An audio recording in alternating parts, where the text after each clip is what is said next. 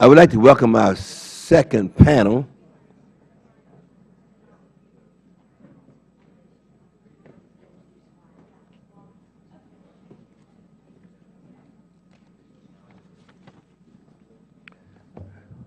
Mr. Stuart Bourne, Jr.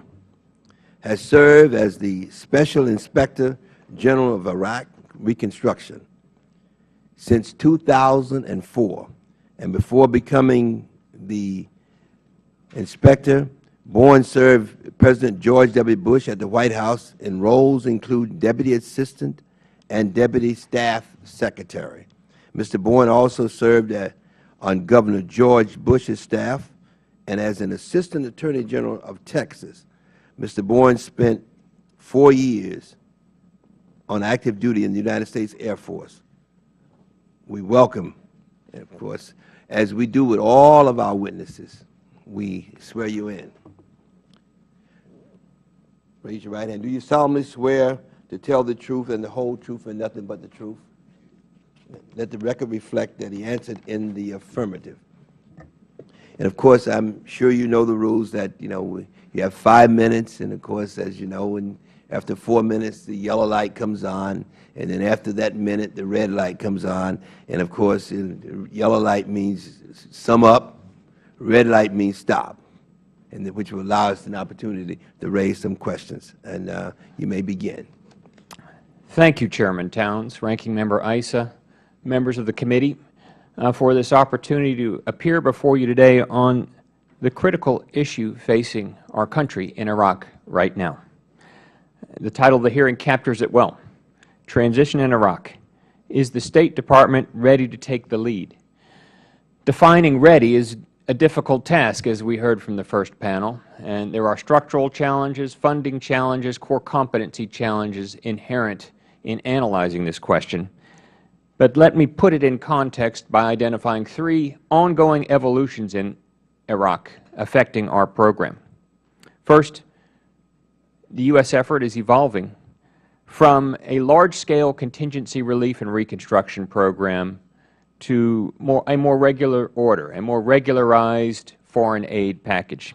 That's not to say that this isn't still a huge funding initiative, a huge rebuilding effort still ongoing, one of the largest in the world today. Indeed, combining the supplemental and the fiscal year request, the State Department is seeking $6.3 billion to spend in Iraq over the next year. Significant, one of the largest foreign aid packages operative today. Second evolution is the departure of DOD down to 50,000 this past September, down to 0 active troops on the ground by the end of next year, means that the security environment is fundamentally changing.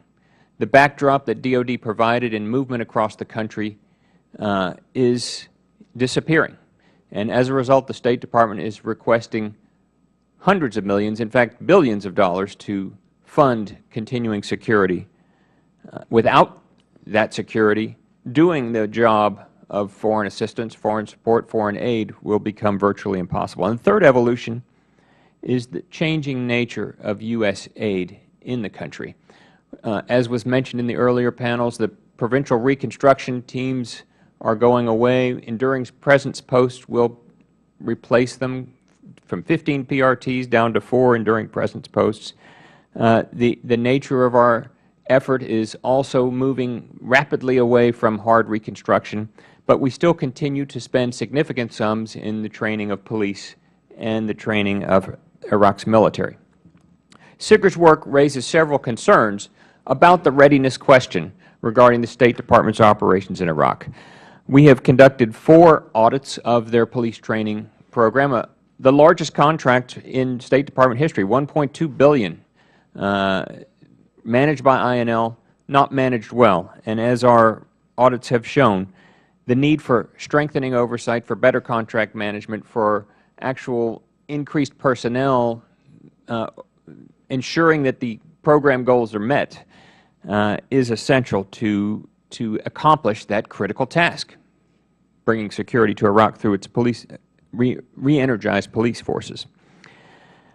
Second, our audits have raised concerns about grants and contracts that the State Department manages, identifying specifically that the contracting practices are weak. The grants management practices have been weak. This year we have issued two audits, the third one coming out shortly, on the management of grants by NDI and IRI through the DRL, Democracy Human Rights Office in the State Department, and we found excessive costs and inefficient management or oversight of the goals that were sought to be achieved through that program. The other piece that's a huge part of the pending supplemental and the pending funding is providing life support and security. The supplement has already provided $725 million for security, and Secretary Lew said that it's only a quarter of the needs, so significant additional funding necessary for security. And finally, the State Department is going to need to address an issue that our office has repeatedly highlighted, and that is the oversight of asset transfer, the transfer of projects completed by the United States and transferred to Iraq, and the sustainment of those projects. The real waste, in fact, may continue to occur in Iraq if those assets aren't effectively managed through a coordinated asset transfer program and if they are not sustained. The truth is that over the last couple of years, hundreds and hundreds of projects that the United States has funded and built have been transferred unilaterally to the government of Iraq. That's no way to run a rebuilding program. Ultimately, I think that the considerations that we recommend in our report, which echo those that I sent in a letter a year ago to the Ambassador and the Commanding General in Iraq, need to be applied to the continuing State Department program, namely strengthening contract, program, and grant management controls, and continuing to invest or resource the State Department's capacity to carry out those missions. It's a fact that their overall contract effort has been identified as weak by the State Department IG, by the GAO, and by our reports. I think it's time for reform in that area is essential. But there's a larger reform, and let me close with that point, that I think that was expressed by the first panel, and I think is evident as a lesson learned, the hardest lesson learned from Iraq and, frankly, from Afghanistan, and that's the lack of an integrated system for managing contingency relief and reconstruction operations overseas. This is not a new issue.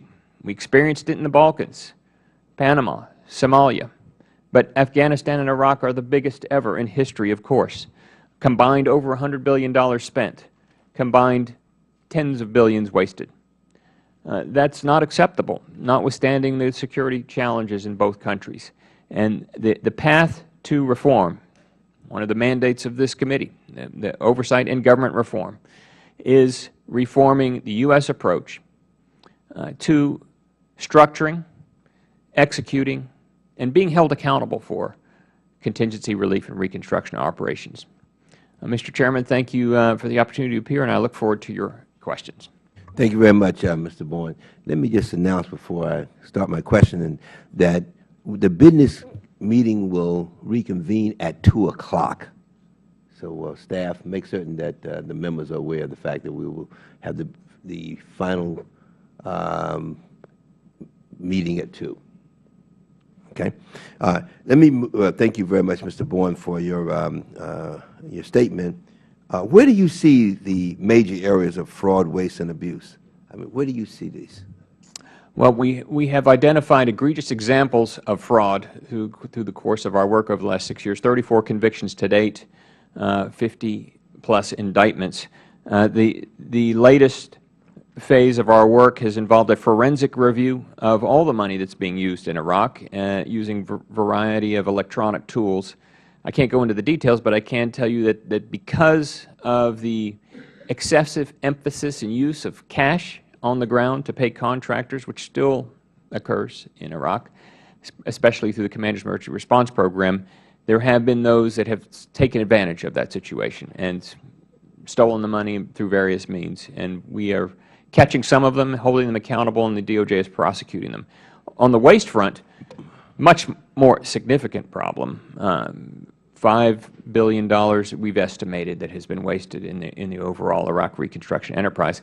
That is symptomatic of a variety of factors. One, the security challenges that forced delays in projects and programs. Two, the changing policies that changed emphases in those projects and programs.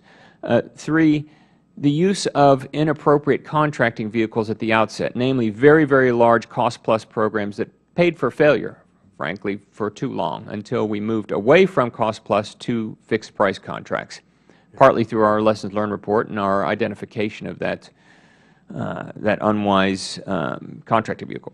Could you go into details in terms of some of the things you found, specific kinds of things that you found? Sure. Khan Bani Sad Prison, 60 miles north of Baghdad. $40 million U.S. taxpayer money spent will never hold a prisoner. It's less than half built. The subcontractor was not properly overseen, repeatedly failed in accomplishing goals set, and finally the contract was terminated with the prime contractor, and finally all the subcontracts were terminated because it was a failure. This is emblematic, or perhaps the poster child, of poor planning in Iraq, in that the Deputy Minister of Justice told us when we interviewed him on this inspection that the Iraqis never wanted that prison up in Diyala province anyway, and it should never have been started. So a failure in planning, a failure in contract management, a failure in program oversight, and ultimately $40 million wasted.